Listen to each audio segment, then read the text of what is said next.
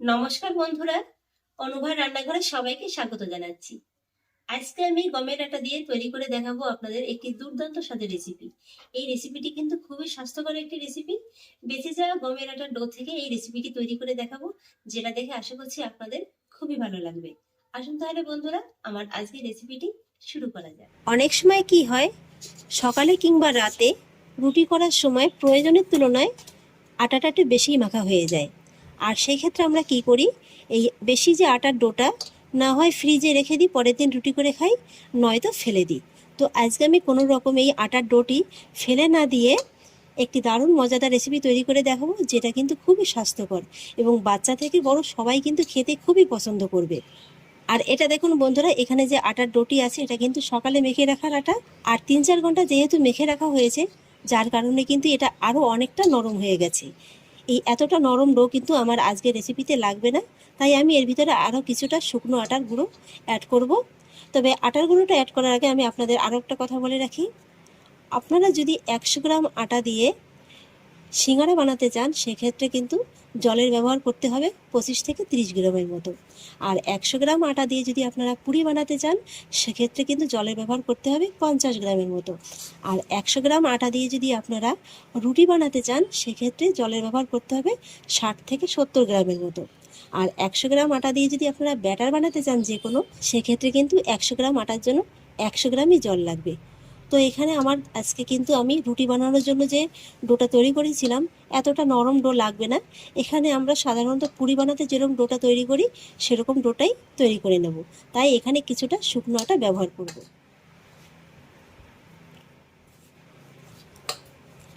এখানে আমি মেখে রাখা আটার ডো দিয়ে করছি। আপনারা চাইলে কিন্তু তৎক্ষণাৎ গমের আটা এমনি মেখেও তৈরি করে নিতে পারেন। এই রেসিপিটি খেতে কিন্তু খুবই ভালো লাগে। আটার ডোটিকে আমি খুব সুন্দর করে মেখে নিয়েছি। আর এতক্ষণে নিশ্চয়ই দেখে বুঝতে পারছেন যে ডোটি আমি আগের তুলনায় ঠিক কতটা শক্ত করে মেখে নিয়েছি। এই যে দেখুন বন্ধুরা, ঠিক এরকমই কিন্তু একটু হালকা শক্ত করে মেখে নিতে হবে। আর এবার আমি ডোয়ের উপর থেকে সামান্য একটু সাদা তেল এইভাবে একটু লাগিয়ে নেব। এতে করে কি হবে, ডোটি আর উপর থেকে শক্ত হয়ে যেতে পারবে না। আর তারপর এই ডোটিকে একটা ভেজা সুতির কাপড় দিয়ে এইভাবে ঢাকা চাপা দিয়ে 10 মিনিটের মতো রেস্টে রেখে দিতে হবে। 10 মিনিট হয়ে গেছে, কাপড়টি তুলে নিচ্ছি। এই 10 মিনিট রাখার কারণে দেখুন এটা কিন্তু আগের থেকে অনেকটা সফট হয়ে গেছে। হাত দিয়ে আর একবার ভালো করে মেখে নেব। ভালো করে মেখে নেওয়ার পরে এবার আমি ডো থেকে একটু ছোট ছোট করে লেচিটা কেটে নেব। আমরা সাধারণত রুটি বানানোর জন্য যেরকম লেচিটা কেটে থাকি, এর সাইজটা কিন্তু তার থেকে একটু ছোট হবে। এক এক করে সবগুলো লেচি কেটে নিয়েছি। এবার আমি একটা লেচি নিয়ে নিলাম, আর তারপর লেচির উপর থেকে এইভাবে একটু আটা ছড়িয়ে দিয়ে আমি লেচিটাকে বেলে নেব।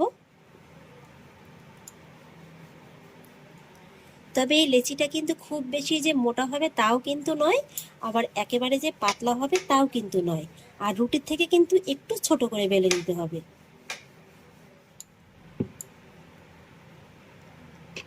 আমি একটা রুটি বেলে নিয়েছি। আর আশা করছি নিশ্চয়ই দেখে বুঝতে পারছেন যে আমি এটা ঠিক কতটা বড় করে বেলে নিয়েছি। এই যে দেখুন, রুটির থেকে কিন্তু একটু সামান্য ছোট। আর এই যে দেখুন, পাতলাটা কিন্তু ঠিক এরকমই রাখতে হবে, খুব বেশি পাতলাও নয়, আবার খুব বেশি কিন্তু মোটাও নয়। আর এইভাবেই আমি সবকটি রুটি বেলে নেব।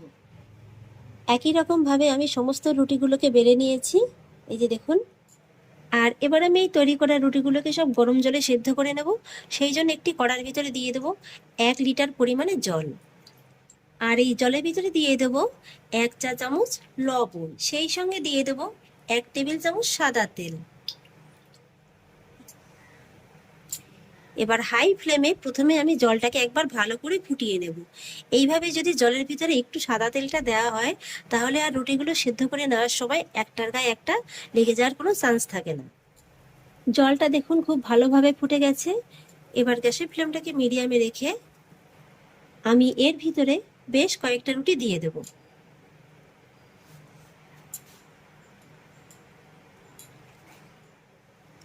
এই সময় কিন্তু গ্যাসের ফ্লেমটাকে একেবারে হাইতে দেওয়া যাবে না। হাইতে দিলে কি হবে, এই যে রুটির যে সাইডগুলো আছে না, এগুলো একটু পাতলা পাতলা, তো এগুলো কিন্তু ফেটে যাবে। তাই গ্যাসের ফ্লেমটা অবশ্যই মিডিয়ামে রেখে এই রুটিটাকে জলের সঙ্গে 4 থেকে 5 মিনিটের মতো সেদ্ধ করে নিলেই কিন্তু হয়ে যাবে। ফিরে এলাম 4 থেকে 5 মিনিট বাদে। রুটিটা দেখুন খুব সুন্দরভাবে কিন্তু একেবারে সিদ্ধ হয়ে গেছে। আর এবার কিন্তু এই রুটিগুলোকে সব আলতো হাতে একটু তুলে নিতে হবে। তারপরে সঙ্গে সঙ্গে ঠান্ডা জল দিয়ে কিন্তু রুটিটাকে একটু ভিজিয়ে নিতে হবে। এতে করে রুটিটা আর ওভারকুক হতে পারবে না, আর ছিঁড়ে যাওয়ারও কোনো ভয় থাকবে না। একই রকমভাবে বাকি রুটিগুলোকেও সেদ্ধ করে নেব। ঠান্ডা জল দিয়ে রুটিটাকে ধুয়ে নেওয়ার পরে এইভাবে কিন্তু আপনারা একটি প্লেটের পরে রেখে রুটিটাকে 5 মিনিটের মতো ফ্যানের হাওয়া নিচে রেখে একটু শুকিয়েও নিতে পারেন, আবার না নিলেও কিন্তু হবে। এই যে দেখুন বন্ধুরা, আমি রুটিগুলোকে কিন্তু একটি প্লেটের পরে তুলে নিয়েছি। এবার আমি একটা রুটি নিয়ে নেব।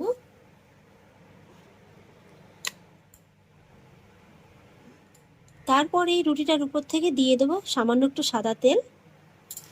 এতে করে রুটিটা যখন কাটা হবে তখন কিন্তু আর একটার গায়ে একটা লেগে যাবে না। একই রকম ভাবে অপর পাশটাতেও দিয়ে দেব। আর তারপর এই রুটিটাকে ধরে এইভাবে ফোল্ড করে নেব।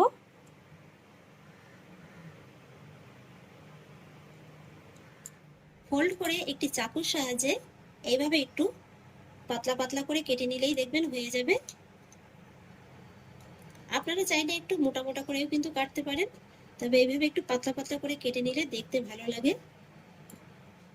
আমি রুটিটাকে কেটে নিয়েছি, আর এবার দেখুন এটা কত সহজেই একেবারে এইভাবে আলাদা হয়ে যাচ্ছে। একটার গায়ে কিন্তু একটা একেবারেই লেগে যাচ্ছে না। এই যে দেখুন কত সুন্দর একেবারে ঝরঝরে হয়ে গেছে, একটার গায়ে কিন্তু একটা একদমই লেগে যাচ্ছে না। তৈরি হয়ে গেল ঘরে তৈরি নুডলস। আর বন্ধুরা এইভাবে কিন্তু আপনারা একটু বেশি করে বানিয়ে এয়ারটাইট কন্টেনারে ভরে নর্মাল ফ্রিজে 1 সপ্তাহের মতো রেখে দিতে পারেন। বাচ্চারা যখন স্কুলে যাবে ওদের কিন্তু ঝটপট নুডলসটা বানিয়ে দিতে পারবেন। ওরা কিন্তু ঘরোয়া তৈরি স্বাস্থ্যসম্মত একটি খাবার সহজেই পেয়ে যাবে।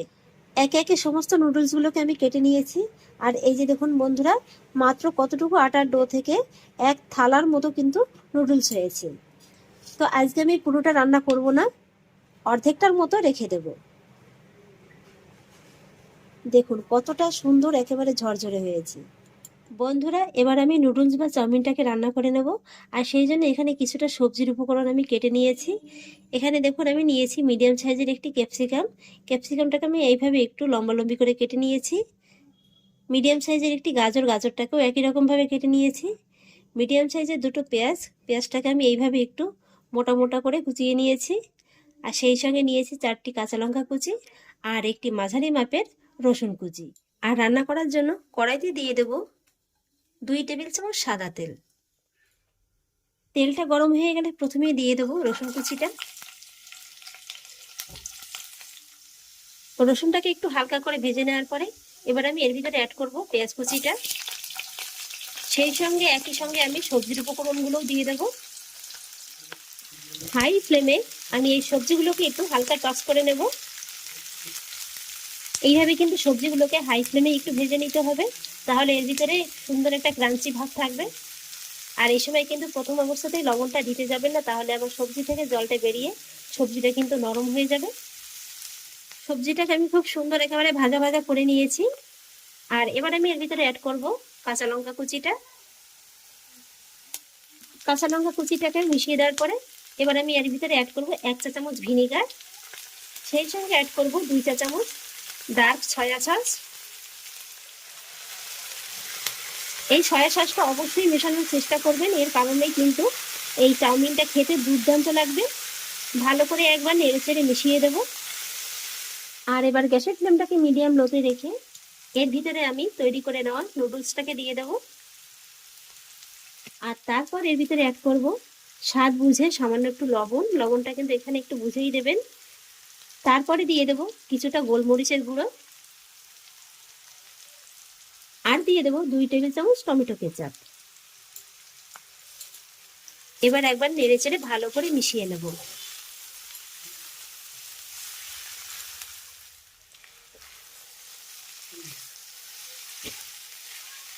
ব্যাস বন্ধুরা, তৈরি হয়ে গেল ঘরোয়া উপায়ে স্বাস্থ্যসম্মত নুডলস বা চাউমিন রেসিপি।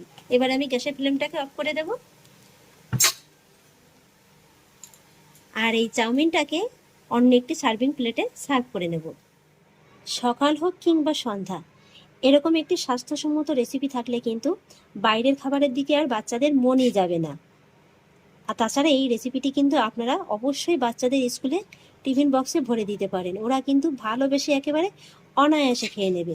আর দেখে নিশ্চয়ই বুঝতে পারছেন যে নুডলসটা কতটা ঝরঝরে হয়েছে। কি বন্ধুরা, দেখে এখনই খেতে ইচ্ছা করছে তো? তাহলে আর দেরি কিসের, ঝটফট বানিয়ে ফেলুন এই রেসিপিটি, আর বানিয়ে বাড়ির সকলের মনটা জয় করে ফেলুন। তাহলে আশা করছি বন্ধুরা, গমের আটা দিয়ে এই ইউনিক স্বাদের রেসিপিটি আপনাদেরও খুব ভালো লেগেছে। যদি ভালো লেগে থাকে তাহলে আমাকে অবশ্যই একটা লাইক এবং কমেন্ট করবেন, সেই সঙ্গে বন্ধুদের সঙ্গে শেয়ার করবেন। আর প্লিজ বন্ধুরা, যদি আমার পরিবারের নতুন সদস্য হয়ে থাকেন তাহলে একটা সাবস্ক্রাইব করে পাশে থাকা বেল আইকনটি প্রেস করে দেবেন। ফিরে আসছি এরকমই পরের অন্য কোনো নতুন রেসিপি নিয়ে। সবাই ভালো থাকুন, সুস্থ থাকুন, ধন্যবাদ।